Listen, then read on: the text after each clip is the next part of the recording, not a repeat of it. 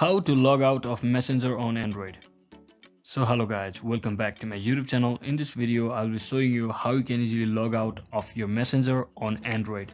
So first thing what you want to do is simply head over to your Facebook and just click on your profile icon over here and scroll down until you see the settings and just click on the settings. From over here just click on the account center and just click on the password and security option, and you will be seeing under the security checks option where you are logged in button.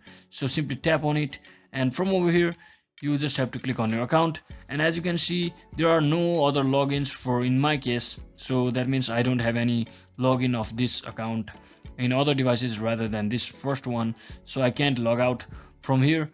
So if it's not the case for you, then there might be other devices where you need to log out, which will appear on over this section over here, all your devices where you are logged in. So you just have to click on log out and sign out of all of your devices, which will reset your account on Messenger, and you can simply re-log into your Messenger.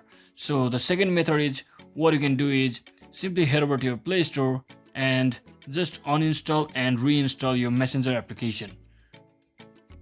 So once you reinstall, just make sure you reinstall the Messenger application after uninstalling it successfully.